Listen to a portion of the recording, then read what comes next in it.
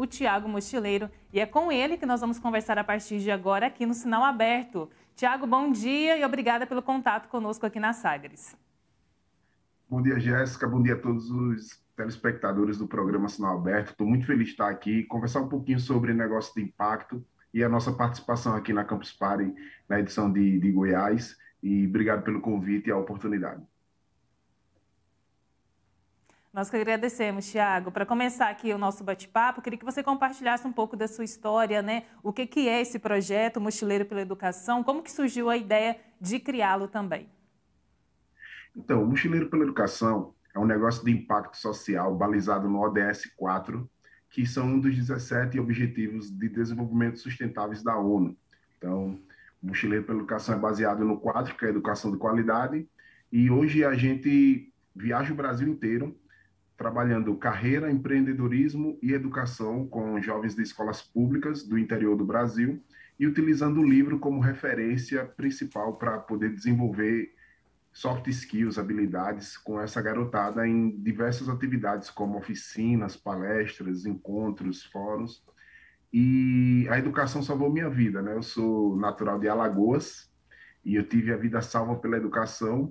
E a partir do momento que eu entendi isso, eu disse, agora eu preciso devolver a ela, né, a educação, tudo que ela fez pela minha vida. E aí nasce o Mochileiro pela Educação, que é esse negócio itinerante, onde a gente viaja e desembarca em cidades do Brasil inteiro com as nossas atividades e com as nossas propostas. Já foram 81 cidades do Brasil, em 12 estados e 11 mil livros distribuídos pelos rincões desse país. E, Tiago, qual que é a importância, né, do empreendedorismo e os negócios, né, estarem voltados para essa base desse aspecto social, da sustentabilidade? Isso, na sua avaliação atualmente, é uma tendência quando a gente fala do empreendedorismo? Nossa, Jéssica, eu acho que a tendência, acho que os negócios de impacto social, eles já são até uma realidade, né? Já passaram de ser uma tendência, porque a gente já vê muitos modelos de negócio de impacto sendo formatados e sendo discutido em vários eventos. Então, quando a gente para pensar, eventos, por exemplo, como a Campus Party que está acontecendo, já abrem um espaço grandioso para que os negócios de impacto sejam discutidos e principalmente eles comecem a ser formatados, ou seja, tem hackathons, tem maratonas de criação de negócios, está sendo discutido soluções, inclusive, para que essas propostas elas saiam do papel, elas saiam apenas da idealização e elas consigam de fato se transformar em negócios de impacto, em soluções viáveis, aplicáveis, sustentáveis financeiramente e socialmente para que a população, para que o público-alvo, para que o cliente ele possa ter acesso. Então, o empreendedorismo social, o negócio de impacto social, ele se difere principalmente das ONGs, das ONGs, pelo simples fato deles poderem ter sustentabilidade própria, eles poderem gerar lucros e esse lucro tanto ser reinvestido na empresa,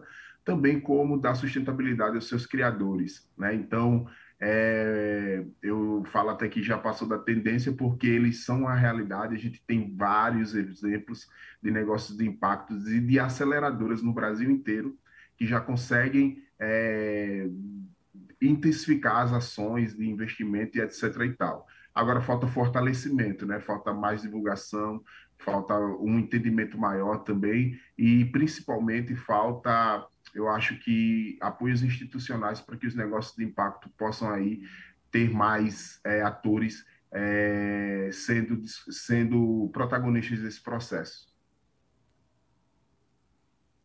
Tiago, e na palestra lá na Campus Party, né, o que as pessoas que vão estar lá vão encontrar, vão ficar sabendo, para quem está pensando também em empreender, voltado para negócios de impacto social, qual que é o primeiro passo, né? A que o olhar dessa pessoa deve estar atento a quais questões? Muito, muito boa a sua pergunta, porque passa exatamente pela premissa da observação.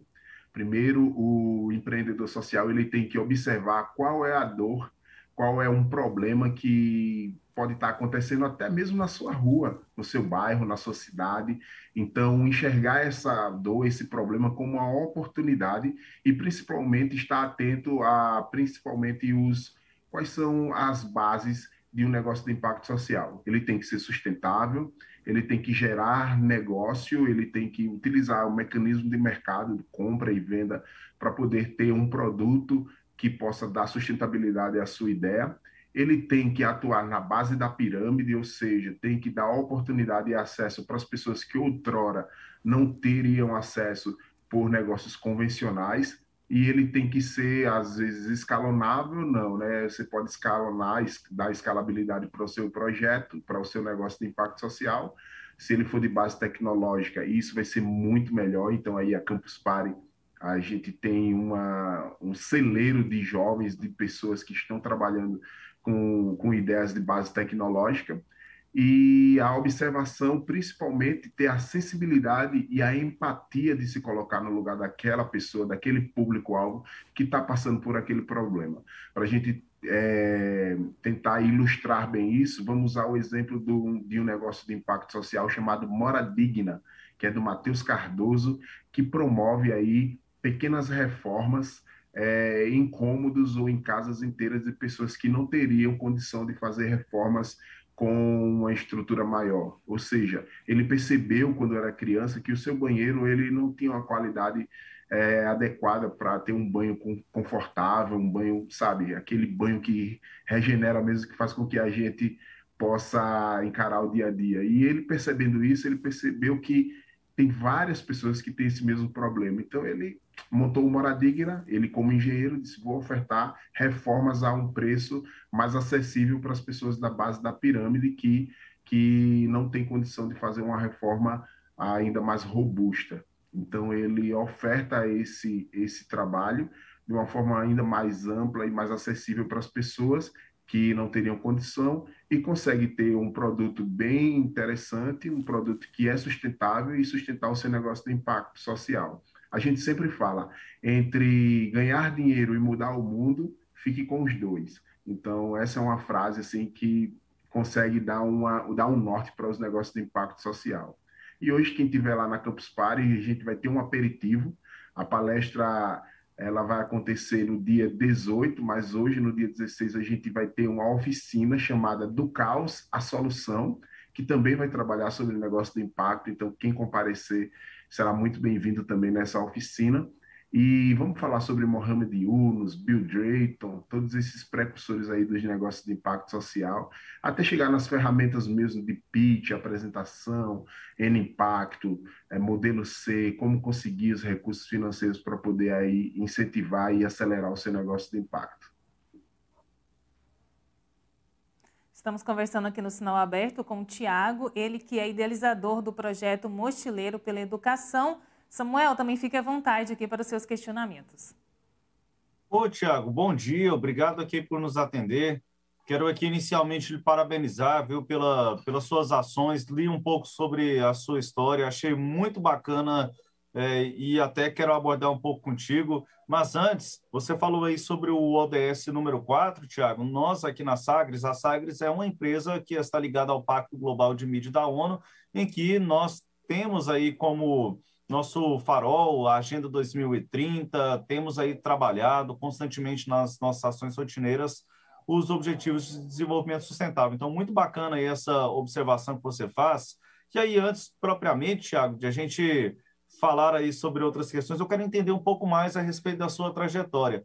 Cara, você fez muita coisa na vida, você tem 32 anos, você... Né, eu vi um pouco da sua história, você começou aí como monitor, né, em biblioteca, daí esse gosto pela leitura, já foi carteiro, teve aí a oportunidade de cursar como uma graduação como gestor de RH, depois migrou para outras áreas. Fala um pouco aí sobre a tua trajetória.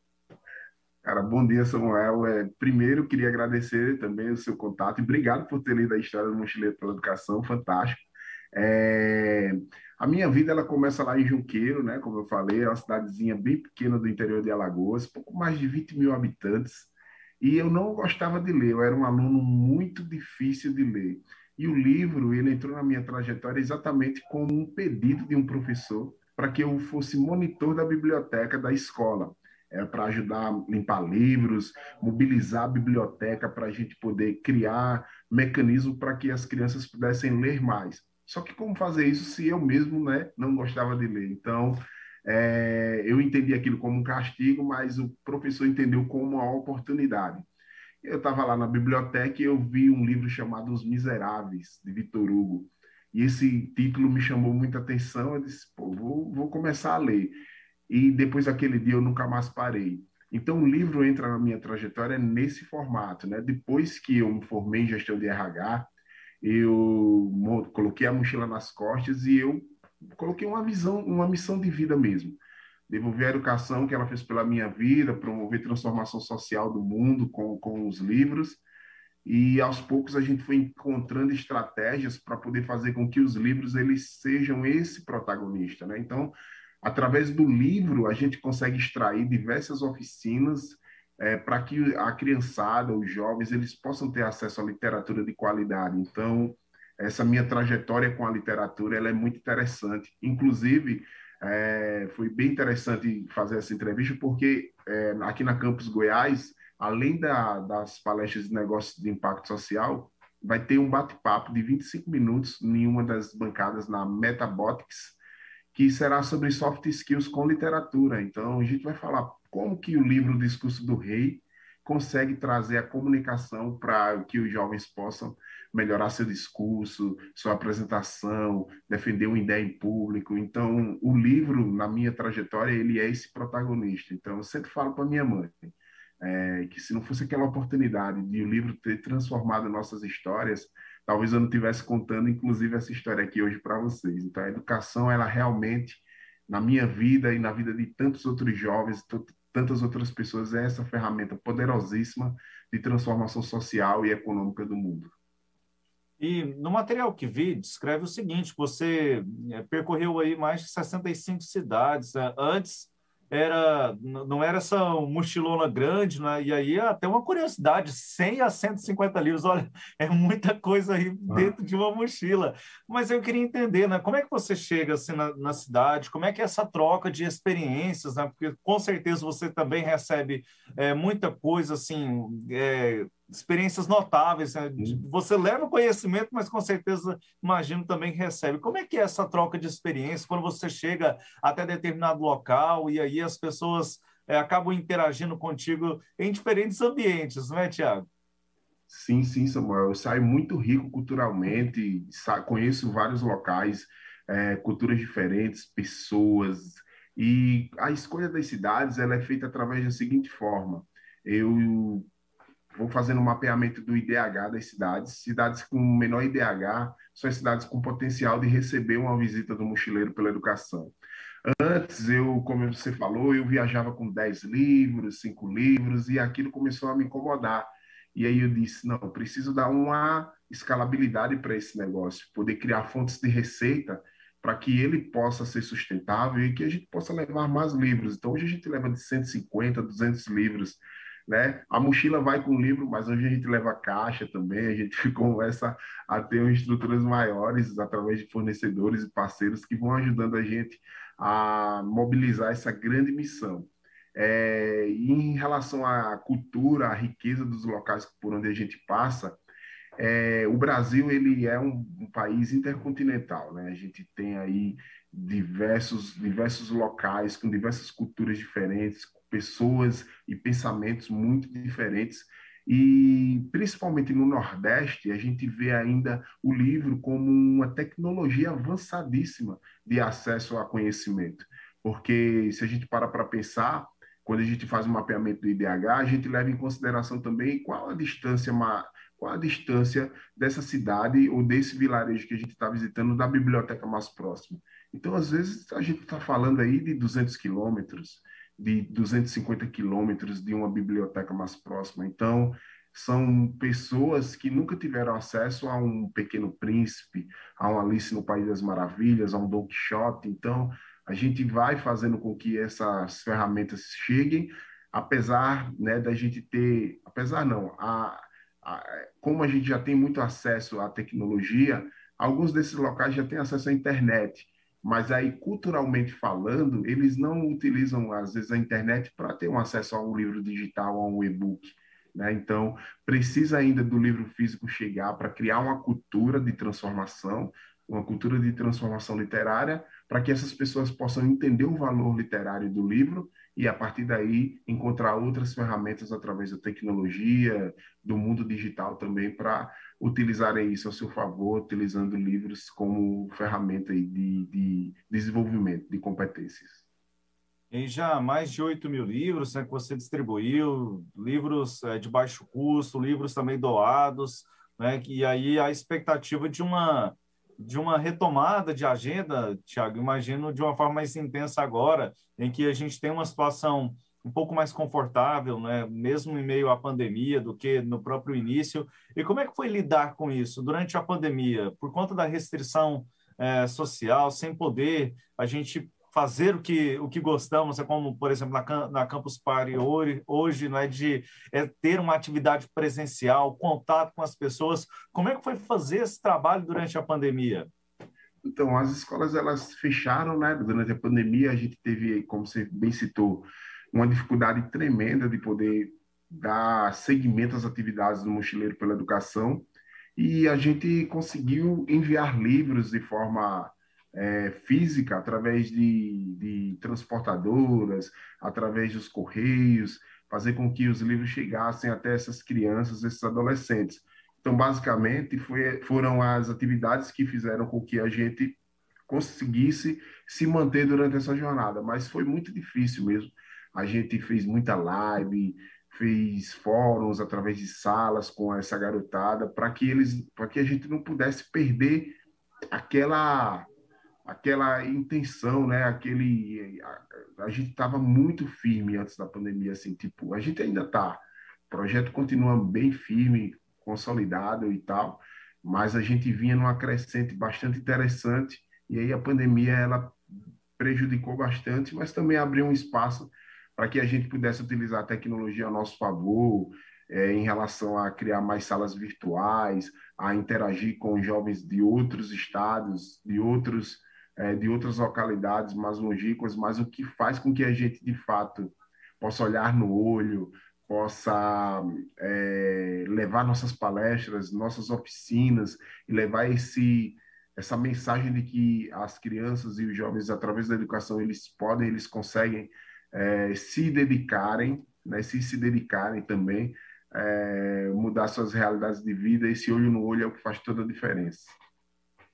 Ô, Tiago, eu queria te perguntar aqui uma série de questões ainda, mas nosso tempo é limitado. Então, aproveitando aqui para a gente poder fechar a nossa conversa, fala para a gente quem quer ouvir mais sobre a sua história, que horário que você vai estar lá na Campus Party, como é que as pessoas podem chegar lá até você, saber um pouco mais da sua história.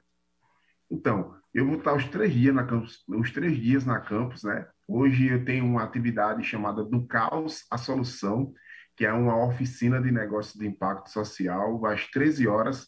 Nós vamos estar por lá, mas amanhã eu vou ter lá no Metabotics uma oficina, um bate-papo sobre soft skills com literatura.